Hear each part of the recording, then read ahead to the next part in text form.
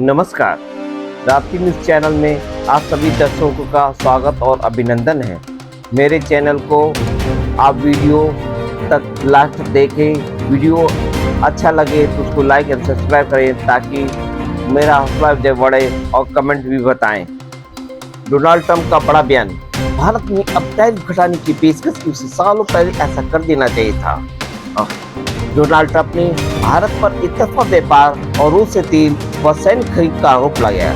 उन्होंने कहा कि भारत अमेरिका को भारी सामान बेचता है, लेकिन अमेरिकी कंपनियों को उस शुल्क के कारण भारत में कारोबार करने में काफी कठिनाइयां मुश्किल होती हैं। डोनाल्ड ट्रंप ने सोमवार को अपने social media platform truth social पर भारत के साथ व्यापारिक रिश्तों को लेकर एक पोस्ट शेयर किया, जिसमें उन्होंने दावा किया कि भारत अमेरिका को भारी मात्रा में सामान बेचता है, जबकि भारत को बहुत सामान बेचता है अमेरिका, जिसे दशकों से चला आ रहे तरफा आपदा करार दिया है। अपने पोस्ट में कहा कि बहुत कम लोग जानते हैं कि हम भारत के साथ बहुत कम व्यापार करते हैं, लेकिन भारत अमेरिका के साथ बड़े स्तर पर व्यापार करता है, सामान बेचता है। दूसरे शब्दों में भारत अपने सबसे बड़े ग्राहक के रूप में भारी मात्रा में सामान बेचता है, लेकिन अमेरिका बहुत कम सामान बेच पाते हैं।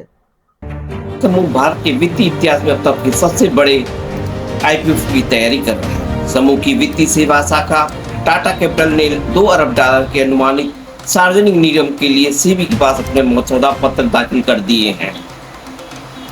इस आईपीओ से कंपनी का मूल्य लगभग $11 मिलियन होने की उम्मीद है और यह सितंबर 2025 के अंत तक बाजार में आ जाएगा।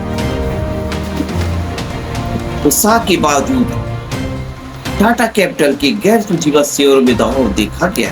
पिछले महीने लगभग 8% की गिरावट आई है, जिसमें मूल्य निर्धारण को लेकर चिंताएं बढ़ गई हैं। यह आईपीओ क्यों महत्वपूर्ण है? टाटा कैपिटल का सार्वजनिक पदार्पण सिर्फ धन उगाही से कहीं बढ़कर है। यह टाटा समूह के लिए एक रणनीतिक उपलब्धि है। यह समूह की वित्तीय सेवा शाखा को ऐसे समय मजबूती प्रदान करता है जब भारत की तेजी से बढ़ती अर्थव्यवस्था में ऋण, खुदरा वित्त और निवेश उत्पादों की मांग बढ़ रही है।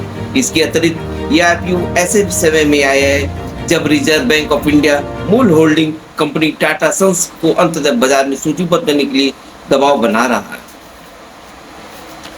Tata consulting service TCS Bharat की सबसे बड़ी आईटी सेवा कंपनी लगभग 12,000 कर्मचारियों की छटनी कर रही है, जो अपने आप में चिंता का विषय है और जो कि पूरे परसेंटेज 2%। ये कदम मुख्य रूप से मध्यम और वरिष्ठ प्रबंधन भूमिकाओं को प्रभावित करेगा, क्योंकि यह कंपनी एआई संचालित संचालन और दक्षता पर अपना ध्यान केंद्रित कर रही है।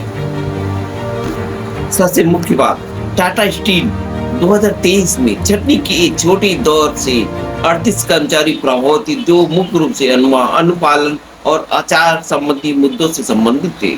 हालांकि कर्मचारी यूनियनों ने बहुत ही चिंता व्यक्त की और दुख व्यक्त किया कि छटनी का पैमाना तक बढ़ सकता है और ये देश के लिए और कर्मचारियों के लिए बहुत दुखदायी की स्थिति रहेगी। हालांकि इन परिवर्तनों ने अल्पकालीन व्यवधान पैदा किए, लेकिन टाटा कंपनियों की इसके लिए पुनः कौशल विकास कार्यक्रमों, इलेक्ट्रॉनिक वाहनों, नवीनीकरण ऊर्जा और वित्तीय प्रबंधकों में निवेश कर रही है, जिससे रोजगार के नए अवसर खुल रहे हैं, जो कि भारत के लिए बहुत ही सुनहरा और सुखद अवसर है।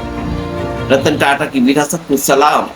यह आपकी घोषणा रतन नवल टाटा के निधन के कुछ महीने बाद हुई, जो भारत के औद्योगिक इतिहास में एक महत्वपूर्ण व्यक्ति रहे हैं। अपनी विनम्रता, रणनीतिक दूरदर्शिता, परोपकार के लिए मशहूर रहे हैं। उन्हें एक ऐसा ही नेता में से स्थापित किया गया जो लाभ से पहले जनता को प्राथमिकता देते थे। आईपीओ रोड शो पहले शुरू हो चुके हैं। विशेषज्ञों को घरेलू और वैश्विक निवेशकों दोनों को इसमें दिलचस्पी की उम्मीद है। अगर ये सफल रहा तो टाटा कैपिटल का ये कदम न केवल समूह की वित्तीय शाखा को मजबूत करेगा, बल्कि भारतीय पूंजी बाजारों के लिए एक नए युग की संकेत देगा।